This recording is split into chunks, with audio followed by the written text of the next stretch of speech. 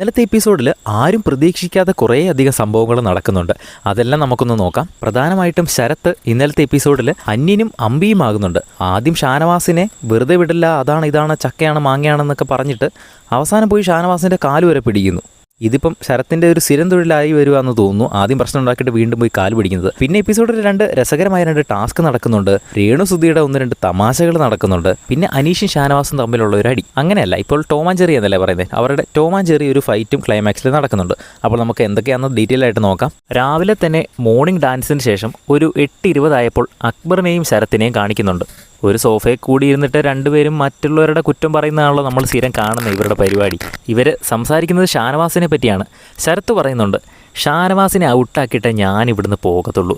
അവൻ്റെ നല്ല വെള്ളച്ചമയിൽ ഹീറോ പരിവേഷം, അവൻ്റെ ഷോ വർത്താനം എല്ലാത്തിനും ഞാൻ തീരുമാനം ഉണ്ടാക്കും. അപ്പോൾ അക്ബർ പറയുന്നുണ്ട്, ഇവൻ കളിക്കുന്നത് മൊത്തം ഫേക്കാണെന്ന് ഈ കാണുന്നവർ മൊത്തം മനസ്സിലാക്കുന്നുണ്ടെന്നേ. കാണുന്ന ആൾക്കാർ മണ്ടന്മാരൊന്നും അല്ലല്ലോ. അപ്പോൾ ശരത്ത്, പക്ഷേ ആളുകൾ മൊത്തം ഇവനെയാണ് ഇവിടെ സപ്പോർട്ട് ചെയ്യുന്നത്, ഷാനവാസിൻ്റെ കൂടെയാണ് ഇവിടെയുള്ള ആൾക്കാർ മൊത്തം നിൽക്കുന്നത്. അതാണ് എനിക്ക് മനസ്സിലാകാത്തത്. അപ്പോൾ ശരത്ത് വീണ്ടും പറയുന്നു, അതേന്നേ, ആദില നൂറെ ഉൾപ്പെടെയുള്ളവർ അവനെയാണ് സപ്പോർട്ട്. അപ്പോൾ അക്ബറിനൊരു സംശയം, അവരും അവരെ സപ്പോർട്ടാണോ? അതേന്നേ, അതിന് കാരണമുണ്ട്. കഴിഞ്ഞ ദിവസം ആദില നൂറേനെ മാറ്റി നിർത്തി കുറച്ച് കാര്യങ്ങൾ പറഞ്ഞു കൊടുത്തു. പക്ഷെ അത് ഷാനവാസ് പയ്യെ അറിഞ്ഞു. അപ്പോഴാണ് എനിക്ക് കാര്യം മനസ്സിലായത്. ആദില നൂറയും ഷാനവാസുമായിട്ട് കണക്ഷനുണ്ട്. അവരെല്ലാം സംസാരിക്കുന്നുമുണ്ട്. ഇവരെല്ലാവരും ഇപ്പോൾ ഷാനവാസിൻ്റെ കൂടെയാണെന്നേ. പക്ഷേ അവനെ ഞാൻ ശരിയാക്കി തരാം, അവൻ്റെ എല്ലാ ഹീറോ പരിവേഷവും എല്ലാം ഞാൻ നിർത്തുന്നുണ്ട് എന്ന് പറഞ്ഞ് അവർ രണ്ടുപേരും ഷാനവാസിനെ പറ്റി ഇങ്ങനെ സംസാരിച്ചുകൊണ്ടിരിക്കുന്നതാണ്. സംഭവം എന്താണെന്ന് വെച്ചാൽ ആ ബിൻസിയുടെ വിഷയം ഷാനവാസ് എടുത്തിട്ടതാണ് ശരത്തിന് അത്രയും പ്രശ്നമായത്. ഇത് കഴിഞ്ഞ് ഈ ഒരു പ്രശ്നത്തിൻ്റെ ക്ലൈമാക്സ് സംഭവിക്കുന്നുണ്ട്. അത് നമുക്ക് വഴിയെ നോക്കാം. ഇത് കഴിഞ്ഞ് 8:55 ആയപ്പോൾ അടുക്കളയിൽ വലിയൊരു പ്രശ്നം. നമ്മുടെ അനുവും ആദിലയുമാണ് കണ്ടുപിടിക്കുന്നത്. വീട്ടിൽ ബിഗ് ബോസ് 31 ഓറഞ്ച് കൊടുത്തു വിട്ടു. പക്ഷെ അതിൽ കുറേ എണ്ണം മിസ്സിംഗ് ഉണ്ട്. ആരൊക്കെയോ കട്ടെടുത്ത് കഴിച്ചിട്ടുണ്ട്. ഇത് നേരെ കിച്ചൺ ക്യാപ്റ്റനായ ശരത്തിൻ്റെ അടുത്ത് അനു ചെന്ന് കംപ്ലയിൻറ്റ് ചെയ്യുന്നു. അപ്പോൾ ശരത്ത് ഇത് അന്വേഷിക്കുന്നു. എല്ലാവരോടുമായിട്ട് ചോദിക്കുന്നുണ്ട്, ഇവിടെ ബിഗ് ബോസ് കൃത്യമായിട്ട് 31 ഓറഞ്ച് തന്നിരുന്നു. എല്ലാവർക്കും ഞാൻ സെപ്പറേറ്റ് ആയിട്ട് ഓരോന്ന് കൊടുത്തു. അപ്പോൾ 18 പേർക്ക് എന്തോ കൊടുത്തു. അപ്പോൾ ബാക്കി 14 ഓറഞ്ച് ഇവിടെ കാണണമായിരുന്നു. പക്ഷേ എൻ്റെ കയ്യിൽ ഇപ്പോൾ ഇവിടെ വെറും 7 എണ്ണം ഉള്ളൂ. ബാക്കി 7 എണ്ണം ഇവിടെ പോയി എന്ന് എല്ലാവരുടെ അടുത്തും ചോദിക്കുന്നു. അതിൻ്റെ കൂട്ടത്തിൽ തന്നെ ശരത്ത് പറയുന്നുണ്ട്, എടുത്തവരെടുത്തോ കുഴപ്പമില്ല, പക്ഷേ ഞങ്ങളൊരു 11 മണിയൊക്കെ ആയപ്പോൾ നിങ്ങൾക്ക് ഒരു ഓറഞ്ച് ജ്യൂസ് ഉണ്ടാക്കി തരണം എന്ന് ഓർത്തിരിക്കുമായിരുന്നു. ഇതിൻ്റെ അകത്ത് ഇപ്പം നിലവിൽ 7 എണ്ണം ഉണ്ട്. ഇതിനി ആരും എടുത്തുകൊണ്ട് പോയേക്കില്ലെന്ന് മാത്രം ശരത്ത് പറയുന്നു.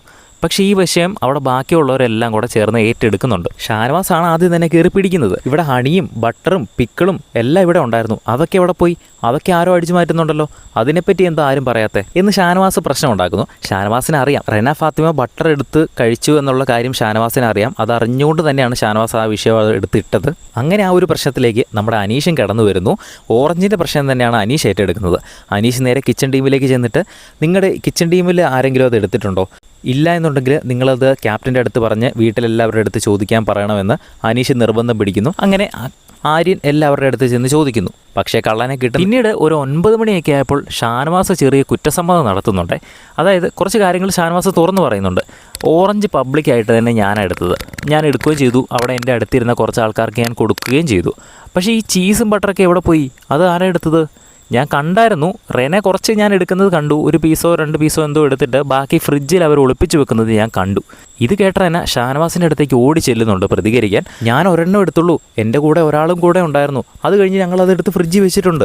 അപ്പോൾ ഷാനവാസിന് അത് ഒട്ടും ഇഷ്ടപ്പെട്ടില്ല. നിന്നോട് ആരാ എടുക്കാൻ പറഞ്ഞേ? നിനക്കാരാ അത് എടുക്കാൻ അധികാരം തന്നത് എന്ന് പറഞ്ഞ് റെനേനെ അങ്ങ് വലിച്ചു കയറാൻ തുടങ്ങുവാണ്. അപ്പോൾ അനീഷ് അങ്ങോട്ട് ഓടി ചെന്നിട്ട് ഷാനവാസിൻ്റെ അടുത്തൊരു വാലിഡ് പോയിന്റ് ചോദിക്കുന്നുണ്ട്. ഷാനവാസ് 2ാമത് ഓറഞ്ച് കഴിച്ചോ? അപ്പോൾ ഷാനവാസ് അതെ കഴിച്ചു. അപ്പോൾ അനീഷ് അങ്ങ് തുടങ്ങുവാണ്, നിനക്ക് എന്ത് യോഗ്യതയുണ്ട് ചീസിൻ്റെ കാര്യം ചോദിക്കാൻ? കാരണം നീയും ഓറഞ്ച് 2ാമത് കട്ടെടുത്തു. പിന്നെ എന്ത് യോഗ്യതയാണ് നിനക്ക് ചീസ് എടുത്തിട്ടുണ്ടോ എന്ന് അന്വേഷിക്കാൻ യോഗ്യതയുള്ളത് എന്ന് ചോദിക്കുന്നു. അനീഷ് അവിടെ പറയുന്നത് സത്യം പറഞ്ഞ ഒരു വാലിഡ് പോയിന്റ് തന്നെയാണ്. ഓറഞ്ച് ആയാലും ചീസായാലും 2ാമത് എടുക്കാൻ അധികാരമില്ലല്ലോ. അവർ 2 പേരും നിയമം ലംഘിച്ചാണല്ലോ 2 പേര് സാധനങ്ങൾ എടുത്തത്. അപ്പോൾ ഒരു കള്ളനെ വേറൊരു കള്ളൻ ചോദ്യം ചെയ്യേണ്ട കാര്യമുണ്ടോ? അപ്പോൾ അനീഷ് അവിടെ പറഞ്ഞ കാര്യം കറക്റ്റാണ്. അതുകൊണ്ട് തന്നെ ഷാനവാസിന് അവിടെ ഉത്തരം മുട്ടുന്നുണ്ട്. അപ്പോൾ ഷാനവാസ് ഉത്തരം മുട്ടി കഴിയുമ്പോൾ അനീഷിൻ്റെ അടുത്ത് പറയുന്ന ഡയലോഗാണ്, എന്നാൽ നീ കൊണ്ട കേസ് കൊടുക്കുന്നത്. അതല്ലാതെ സത്യം പറഞ്ഞാൽ അതിനെതിരെ എന്ത് പറയാനാണ്? അങ്ങനെ കേസ് കൊടുക്കുക എന്ന് പറഞ്ഞിട്ട് ഷാനവാസ് അങ്ങ് പോകുന്നുണ്ട്. പക്ഷേ അനീഷ് അവിടെ നിന്ന് വീണ്ടും റിപ്പീറ്റ് ചെയ്ത് പറഞ്ഞുകൊണ്ടിരിക്കുക, നീ ചെയ്തത് തെറ്റാണ്. നമ്മുടെ അനീഷിൻ്റെ ടോൺ നമുക്കറിയാം. പക്ഷേ പ്രശ്നം അവിടെ കൊണ്ടൊന്നും അവസാനിക്കുന്നില്ല. അനീഷിൻ്റെ കയ്യിൽ നിന്ന് രക്ഷപ്പെട്ട ഷാനവാസ് പയ്യെ ഒരു സൈഡിൽ കൂടെ അങ്ങ് നടന്നു പോകുമായിരുന്നു. അപ്പോൾ അതേ പുറകിൽ നിന്ന് ഒരാൾ ചൊറിയുന്നു. ആരായിരിക്കും? അക്ബർ തന്നെ. ഓ പിന്നെ നീ മാത്രം വലിയ ആള്, നീ വലിയ പുണ്യാളം കളിക്കാൻ വരുമൊന്നും വേണ്ട എന്നുള്ള രീതിയിൽ അക്ബർ 2 ഡയലോഗ് അങ്ങ് അടിക്കുന്നു. അത് ഷാനവാസ് ഏറ്റുപിടിച്ചു. അതേടാ വലിയ ആൾ തന്നെയാണ് എന്തേന്ന് ചോദിക്കുമ്പോൾ അക്ബർ പറയുന്നുണ്ട്, എടാ ഷാനവാസേ, റേന പറഞ്ഞപ്പോഴല്ലേ നീ ഓറഞ്ച് എടുത്തു എന്നുള്ള കാര്യം സമ്മതിച്ചേ. നീ ആദ്യം ഇവിടെ ഈ ഓറഞ്ചിൻ്റെ കേസ് പറഞ്ഞപ്പോൾ നീ ആദ്യം ബട്ടറിൻ്റെയും ചീസിൻ്റെയും കേസല്ലേ എടുത്തിട്ട്, അല്ലാണ്ട് നീ ഓറഞ്ച് തിന്ന കാര്യം നീ ആരോടത്തും പറഞ്ഞൊന്നുമില്ലല്ലോ. നീ ആദ്യം ഇവളെ കുറ്റപ്പെടുത്താൻ നോക്കുകയല്ലേ ചെയ്തേ. ഇവള് പറഞ്ഞുകൊണ്ട് മാത്രമാണല്ലോ നീ ഓറഞ്ച് എടുത്തു എന്നുള്ള കാര്യം നീ സമ്മതിച്ചത്. ഇതാണ് ഷാനവാസിൻ്റെ ഇരട്ടത്താപ്പ് എന്ന് പറഞ്ഞ് അക്ബർ അങ്ങ് തുടങ്ങി. പക്ഷേ ഷാനവാസ് അവിടെ ഡിഫെൻഡ് ചെയ്യാൻ നോക്കുന്നത്, ഞാൻ ഓറഞ്ച് എടുത്തു, പബ്ലിക്കായിട്ട് തന്നെ എടുത്തത്, പക്ഷേ അത് എല്ലാവർക്കും ഞാൻ കൊടുത്തു, ഞങ്ങളെല്ലാവരും കൂടിയാണ് എടുത്തതെന്നുള്ള രീതിയിൽ ഷാനവാസ് അക്ബറിൻ്റെ അവിടെ ഡിഫെൻഡ് ചെയ്യാൻ നോക്കുന്നുണ്ട്. ആ സമയത്ത് അക്ബർ തിരിച്ചൊരു പോയിന്റ് പറയുന്നുണ്ട്. അവൾ നീ കട്ടു എന്ന് പറഞ്ഞിട്ടില്ല, പക്ഷെ നീ അവളെപ്പറ്റി സംസാരിക്കുമ്പം അവൾ കട്ടു എന്നാണ് നീ പറയുന്നത്. അതാണ് വ്യത്യാസം. രണ്ടുപേരും ചെയ്ത ഒരേ കാര്യം തന്നെയാണ്. പക്ഷെ നീ അവളെ കള്ളി എന്ന് വിളിക്കുന്നു, പക്ഷേ അവൾ നിന്നെ കള്ള എന്ന് വിളിച്ചില്ല. അത് അവളുടെ മാന്യത, അതാണടാ അവളുടെ മാന്യത എന്ന് പറഞ്ഞ് ഷാനവാസിനെ ട്രിഗർ ചെയ്യുന്നു. ഷാനവാസിന് സത്യം പറഞ്ഞാൽ അപ്പോൾ ഒരു ഉത്തരവില്ല. അപ്പം തന്നെ ഷാനവാസ് വേറൊരു കേസിട്ട് അക്ബറിനെ അങ്ങ് അടിക്കാൻ നോക്കുവാണേ. ഇവിടെ ചിലരുടെ മാന്യതയൊക്കെ നമ്മൾ കണ്ടതാണ്, അതുകൊണ്ടാണല്ലോ മാപ്പ് പറയാൻ പുറകെ നടന്നത്. അതായത് രേണുവിനെ സെപ്റ്റി ടാങ്ക് എന്ന് വിളിച്ച വിഷയത്തിൽ മാപ്പ് പറയാൻ അക്ബർ കുറേ പുറകെ നടന്നല്ലോ. ആ കാര്യമാണ് ഷാനവാസ് എടുത്തിട്ടത്. അത് വലിയ മാന്യതയാണല്ലോ എന്ന് പറഞ്ഞ് അക്ബറിനെ കളിയാക്കുന്നു. അത് പറഞ്ഞപ്പോൾ തന്നെ അക്ബർ അവിടുന്ന് എഴുന്നേറ്റ്, അക്ബറിന് ഒട്ടും തന്നെ ഇഷ്ടപ്പെട്ടില്ല, നേരെ കയറി കലിച്ച് പറയുകയാണ്, തെറ്റ് ചെയ്തിട്ടുണ്ടെങ്കിൽ അതിന് മാപ്പ് പറയുന്നത് മാന്യതയാടാ എന്ന് പറഞ്ഞ് നമ്മൾ പ്രൊമോയ്ക്കകത്ത് കണ്ട ആ ഒരു അടി വെക്കുന്ന സീനുണ്ടല്ലോ, അതാണ് അവിടെ ബാക്കി സംഭവിച്ചത്. പിന്നെ രണ്ടുപേരും ഉമ്മ വെക്കാൻ നിൽക്കുന്ന പോലെ തൊട്ടടുത്ത് വന്ന് നിന്നിട്ടാണ് തർക്കിക്കുന്നത്. അങ്ങോട്ടും ഇങ്ങോട്ടും വലിയ തർക്കമായി. അന്നേരം പയ്യെ ഷാനവാസ് ഉന്തും തള്ളൊക്കെ തുടങ്ങി. ഷാനവാസ് നെഞ്ച് വെച്ച് അക്ബറിൻ്റെ ചെറിയൊരു ഇടിയൊക്കെ കൊടുക്കുന്നുണ്ട്. അപ്പോൾ അനീഷ് തൊട്ടടുത്ത് നിന്ന് പറയുന്നുണ്ട്, നിങ്ങൾ കുറച്ച് അകലം പാലിച്ച് നിൽക്കുക എന്ന് പറഞ്ഞ് രണ്ടുപേരെ ഒന്ന് ഒതുക്കി വിടുന്നുണ്ട്. എന്നിട്ടും അവരെ വായടപ്പിക്കാൻ പറ്റുന്നില്ല. ഷാനവാസ് അന്നേരവും പറയുവാണ്, കുറേ കാലമായി നീ ഉണ്ടാക്കാൻ നോക്കുന്നു. അപ്പോൾ അക്ബർ വീണ്ടും, നിന്നെ പേടിച്ച് വിളിച്ച് നോക്കത്തൊന്നുമില്ലടാ, ഞാൻ വന്ന് ഇവിടെ ഗെയിം കളിക്കാനാ, ഞാൻ ഗെയിം കളിക്കുകയൊക്കെ തന്നെ ചെയ്യുമെന്ന് പറഞ്ഞ് അക്ബർ ഷാനവാസിൻ്റെ അടുത്ത് പറയുന്നു. അപ്പോൾ ഷാനവാസ് അന്നാ നീ പോയി കളിക്കടാ എന്ന് പറഞ്ഞ് ആ രണ്ടുപേരും ആ ഒരു പ്രശ്നം പിന്നീട് അങ്ങ് വിട്ട് കളയുന്നു. അക്ബറും ഷാനവാസും തമ്മിലുള്ള ഉടക്ക് നമുക്കറിയാവുന്നതാണല്ലോ. ഇവർക്ക് ഉടക്കാൻ പ്രത്യേകിച്ച് കാരണമൊന്നും വേണ്ട. രണ്ടുപേരും നല്ല ഗെയിമേഴ്സാണ്. രണ്ടുപേരും അങ്ങോട്ടും ഇങ്ങോട്ടും ഇടയ്ക്ക് ഏറ്റുമുട്ടാറുമുണ്ട്. അനുമോളുടെ ആ വിഷയത്തിൽ തുടങ്ങിയ പ്രശ്നമാണ്, ഇതുവരെ തീർന്നിട്ടില്ല. ഇതിനി എവിടെ ചെന്ന് അവസാനിക്കുമെന്ന് നമുക്ക് കണ്ടു തന്നെ അറിയാം. പിന്നീട് ഒരു 9:30 ആയപ്പോൾ നമ്മുടെ ശരത്ത് രേണുവിനെ വിളിച്ചുകൊണ്ട് ഗാർഡൻ ഏരിയയുടെ അവിടെ വന്നിരുന്ന് കുറച്ച് കാര്യങ്ങൾ പറയുന്നുണ്ട്. എൻ്റെ പൊന്നു ചേച്ചി, ഞാൻ എൻ്റെ ഭാര്യേനെ മക്കളെയൊക്കെ വല്ലാണ്ടങ്ങ് മിസ്സ് ചെയ്യുക. എനിക്ക് അവരെ ഫോൺ വിളിക്കാൻ എന്തെങ്കിലും ഒരു മാർഗ്ഗമുണ്ടോ ചേച്ചി, പറ, എന്തെങ്കിലും മാർഗ്ഗമുണ്ടോ? അതൊന്നും എനിക്കറിയത്തില്ല എന്ന് രേണു പറയുന്നു. പിന്നെ രണ്ടാമത് ശരത്ത് വേറൊരു കാര്യവും പറയുന്നുണ്ട്. ഈ ബിൻസിയുടെ കേസ് നിങ്ങൾക്ക് അറിയാമല്ലോ, ഞാൻ അവളും തമ്മിൽ നല്ലൊരു ബോണ്ടായിരുന്നു. അവൾ പോയപ്പോൾ ഞാൻ കുറേ കരയുകയൊക്കെ ചെയ്തു. ഞങ്ങൾ തമ്മിൽ നല്ലൊരു ബോണ്ടായിരുന്നു. പക്ഷേ അതിവിടെ പലരും മാനിപ്പുലേറ്റ് ചെയ്ത് കണ്ടൻറ് ഉണ്ടാക്കാൻ വേണ്ടി വേറെ തലത്തിലേക്ക് ആക്കിയെടുക്കുന്നുണ്ട്. അതാണ് ചേച്ചി എനിക്ക് വേറെ ഉള്ള വിഷമം. ഇങ്ങനെയുള്ള പ്രശ്നങ്ങൾ കാരണം ഞാൻ വല്ലാണ്ട് അങ്ങോട്ട് മാനസികമായിട്ട് ഞാൻ തളർന്നിരിക്കും, ഉള്ളത് പറയാമല്ലോ എന്നൊക്കെ പറഞ്ഞ് രേണുവിൻ്റെ അടുത്ത് ഇങ്ങനെ ഒരു വിഷമം പറയുന്നു. ഇതൊക്കെ കഴിഞ്ഞ് ബിഗ് ബോസ് കൺഫെഷൻ റൂമിലേക്ക് വിളിച്ച് ശരത്തിൻ്റെ പ്രശ്നങ്ങളൊക്കെ ഒന്ന് ഒതുക്കി കൊടുക്കുന്നുണ്ട്. പക്ഷേ അത് എപ്പിസോഡിൽ കാണിച്ചിട്ടില്ല. അങ്ങനെ ആ സംഭവം കഴിഞ്ഞപ്പോൾ ഒരു 7ന്റെ പണിയായിട്ട് ബിഗ് ബോസ് വന്നിട്ടുണ്ട്. നമ്മുടെ പണിപ്പുരയാണ്. പണിപ്പുരയ്ക്കകത്ത് അവർക്ക് ഇത്തവണ ഒരു പണിയും കൊടുത്തു. ഈ ഒരാഴ്ചയിൽ ഒരു തവണ മാത്രമേ അവർക്ക് പണിപ്പുരയ്ക്കകത്ത് കയറത്തുള്ളൂ. പിന്നെ കുറച്ച് കാര്യങ്ങളും പറയുന്നുണ്ട്. പണിപ്പുര ഇന്ന് മുതൽ ലോക്കായിരിക്കും, വ്യാഴാഴ്ച വരെ ലോക്കായിരിക്കും. അതായത് ഒരു ടൈമർ വെച്ച് ലോക്ക് ചെയ്തിട്ടുണ്ട്. വ്യാഴാഴ്ച മാത്രമേ പണിപ്പുര തുറക്കത്തുള്ളൂ. വ്യാഴാഴ്ച പണിപ്പുരയിൽ കയറാം, പക്ഷേ അതിന് മുൻപേ നിങ്ങൾ 5 ടാസ്കുകൾ കംപ്ലീറ്റ് ചെയ്യാനുണ്ട്. ഈ ടാസ്കുകൾ മൊത്തം നിങ്ങൾ ഭംഗിയായിട്ട് കംപ്ലീറ്റ് ചെയ്താൽ നിങ്ങൾക്ക് 3000 പോയിന്റ് കിട്ടും. അങ്ങനെ അവർ 3000 പോയിൻ്റാണ് നേടുന്നതെങ്കിൽ 10 പേർക്ക് 20 സെക്കൻഡ് ദൈർഘ്യത്തിൽ പണിപ്പുരയിൽ കയറാം. ഇനി 2000 പോയിൻ്റാണ് അവർ നേടിയെടുക്കുന്നതെങ്കിൽ 5 പേർക്ക് 10 സെക്കൻഡ് ദൈർഘ്യത്തിൽ പണിപ്പുരയിൽ കയറാം. ഇനി അവർ 1000 പോയിൻ്റാണ് നേടുന്നതെങ്കിൽ ഒരാൾക്ക് 5 സെക്കൻഡ് മാത്രം ദൈർഘ്യത്തിൽ പണിപ്പുരയിൽ കയറാം. 1000 പോയിൻ്റൊക്കെ കിട്ടിയ വൻ ശോകമായിരിക്കും.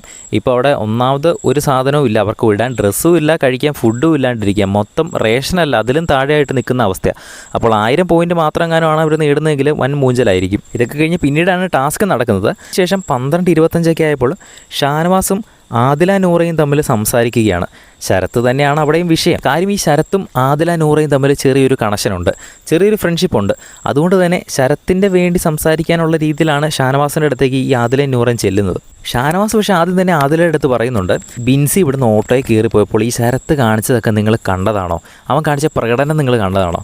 അപ്പോൾ നൂറയ്ക്ക് മനസ്സിലാകുന്നില്ല. നൂറ ചോദിക്കുന്നു, എന്ത് കരഞ്ഞതാണോ ഇക്കാൻ ചോദിക്കുന്നു. അപ്പം ഷാനവാസ് പറയുന്നു, അതല്ല, കരഞ്ഞതല്ല, വേറെ കാണിച്ച പ്രകടനം ഈ 19 പേര് കാണിക്കാത്തത് ബാക്കി അവൻ കാണിച്ചത് നിങ്ങൾ കണ്ടില്ലേ. ഷാനവാസ് ഉദ്ദേശിച്ചത് ബിൻസിയായിട്ട് അടുത്തിടപഴകിയത് നമ്മുടെ ശരത്താണല്ലോ, കെട്ടിപ്പിടിക്കുകയും ഉമ്മ വെക്കുന്നത് പോലെയൊക്കെ അവരെല്ലാവരും കണ്ടല്ലോ. അപ്പോൾ ആ ഒരു കേസാണ് ഷാനവാസ് ഇൻഡയറക്റ്റ്ലി അങ്ങ് പറയുന്നത്. അപ്പം നൂറയും ആദിലയും പറയുന്നുണ്ട്, അത് ചിലപ്പോൾ ആ പുള്ളിയുടെ ഗെയിം ആയിരിക്കാമല്ലോ എന്ന് പറയുന്നു. അപ്പോൾ ഷാനവാസ് പറഞ്ഞു, ഇതെൻ്റെ ഒരു ഗെയിമാണ്, ഞാനത് ചൂണ്ടിക്കാണിക്കും, അവൻ വേണമെങ്കിൽ മനസ്സിലാക്കണം. ഇങ്ങനെ ഈ 18 പേരും കാണിക്കാത്തത് കാര്യം അവൻ ഇവിടെ വന്ന് കാണിക്കുമ്പോൾ അവൻ്റെ വീട്ടിലുള്ളവരിത് കാണുമെന്ന് അവൻ മനസ്സിലാക്കണം. അപ്പോൾ ആദില പറയുന്നുണ്ട്, എന്തിനാ ഇക്ക വെറുതെ വീട്ടിൽ ഇരിക്കുന്നവർ എന്തിനാ നമ്മൾ ഇതിൻ്റെ അകത്തേക്ക് ഇടുന്നത്? വിൻസി ഓൾറെഡി ഇവിടുന്ന് പോയ ഒരു പ്ലെയർ, പിന്നെ അവരുടെ ഫാമിലി ആയിട്ട് നമ്മൾ വെറുതെ ഒരു ഇതുണ്ടാക്കണമെന്ന് ചോദിക്കുമ്പോൾ ഷാനവാസ് പറയുന്നുണ്ട്, ഇല്ലെന്നേ, ഞാനിത് ശരത്തിനെതിരെ പറഞ്ഞിട്ടില്ല, ഇല്ലെന്നേ, ഞാൻ ഈ ഒരു വിഷയം അവനോട് സംസാരിച്ചിട്ടില്ല, ഞാൻ അവനെ ഒന്ന് പേടിപ്പിച്ച് നിർത്താൻ വേണ്ടിയിട്ട് മാത്രം കയ്യിലുള്ള ഒരു കരുവായിട്ട് മാത്രം ഞാൻ ഇതിനെ കാണുന്നുള്ളൂ. ഈ ബിൻസി ആയിട്ടുള്ള ബന്ധത്തിൻ്റെ വിഷയം ഞാൻ ഒരിടത്തും പറയാൻ പോകുന്നില്ല, പക്ഷേ പറഞ്ഞുകൂടായികയൊന്നുമില്ല, എൻ്റെ വായിലിട്ട് കിള്ളിയാൽ ഞാൻ ചിലപ്പോൾ പറഞ്ഞെന്നൊക്കെ ഇരിക്കും എന്നുള്ള രീതിയിലാണ് ഷാനവാസ് പറയുന്നത്. പക്ഷേ അവൻ വേണമെന്ന് മനസ്സിലാക്കിയിരിക്കട്ടെ എന്നോർത്ത് തന്നെയാണ് ഞാൻ ഇപ്പോൾ ഈ അവനെ ഒന്ന് പേടിപ്പിക്കാൻ വേണ്ടിയിട്ടാണ് ഞാൻ ഈ ചെറിയ ഡോസൊക്കെ ഇറക്കണമെന്ന് ഷാനവാസ് പറയുന്നു. അപ്പോൾ അതിൽ പറയുന്നുണ്ട്, പേടിപ്പിച്ചോ, അതിനൊന്നും കുഴപ്പമില്ല, പക്ഷേ കൂടുതൽ ഫാമിലിനെ പറ്റി ഒന്നും പറയാതിരിക്കുന്നതായിരിക്കും നല്ലതെന്ന് ആദിലെ അങ്ങ് പറയുന്നു. അങ്ങനെ അത് കഴിഞ്ഞിട്ട് 1 മണിയായപ്പോൾ ആദിലയും നൂറയും ശരത്തിൻ്റെ അടുത്ത് പോയി സംസാരിച്ച് ഷാനവാസിനോട് ഈ ഒരു പ്രശ്നം സോൾവ് ചെയ്യാൻ വേണ്ടി പറയുന്നുണ്ട്. കുറേ അധികം കാര്യങ്ങൾ ആദിലയും ശരത്തിൻ്റെ അടുത്ത് പറഞ്ഞിട്ട്, ചെല്ലൊന്ന് സംസാരിക്കുക, ഇക്ക എന്താ പറയുന്നത് നോക്കാമല്ലോ, നിങ്ങൾ ആ പ്രശ്നം അങ്ങ് സോൾവ് ചെയ്യുമെന്ന് പറയുന്നു. അപ്പോൾ ശരത്തിന് സമ്മതമാണ്, ഞാൻ മാപ്പ് പറയാൻ തയ്യാറാണ് എന്ന് ആദിലയുടെ അടുത്ത് പറയുന്നു. അങ്ങനെ ആദില ചെന്ന് ഷാനവാസിൻ്റെ അടുത്ത് ഈ കാര്യം പറയുന്നു. അതായത് ശരത്ത് മാപ്പ് പറയാൻ തയ്യാറാണ് കേട്ടോ, അവൻ്റെ തെറ്റ് മനസ്സിലായി, അവനെ നിങ്ങളുടെ അടുത്ത് സംസാരിക്കണമെന്ന് പറയുന്നുണ്ട്. പക്ഷേ ഷാനവാസ് എന്ത് ചെയ്ത് അടുക്കുന്നില്ല. അവൻ എന്നോട് സംസാരിക്കുകയൊന്നും വേണ്ട, ഇതൊക്കെ അവൻ്റെ അടവാണ്. അവനെ ഒരു സൈഡിൽ കൂടെ അവൻ എനിക്കെതിരെ ഗെയിം കളിക്കും, ഒരു സൈഡിൽ കൂടെ അയ്യോഭാവം പറഞ്ഞ് എൻ്റെ അടുത്തേക്ക് വരും. ഇതൊക്കെ മനസ്സിലാക്കാതിരിക്കാൻ ഞാനെന്ത് പൊട്ടനാ? ഇതൊക്കെ അവൻ്റെ ഗെയിമാണ്, ഇതൊക്കെ അവൻ്റെ നമ്പറാണ്, ഇതൊന്നും വിശ്വസിക്കാൻ നിൽക്കൊന്നും വേണ്ട, എന്നോട് അവൻ സംസാരിക്കാൻ വരുമൊന്നും വേണ്ട എന്ന് ആദിലയുടെ അടുത്ത് നല്ല വ്യക്തമായിട്ട് ഷാനവാസ് പറയുന്നുണ്ട്. ഈ ഷാനവാസിൻ്റെ അടുത്ത് എന്തിനാണ് ശരത്ത് മാപ്പ് പറയുന്നത് എനിക്കിപ്പോഴും മനസ്സിലായിട്ടില്ല.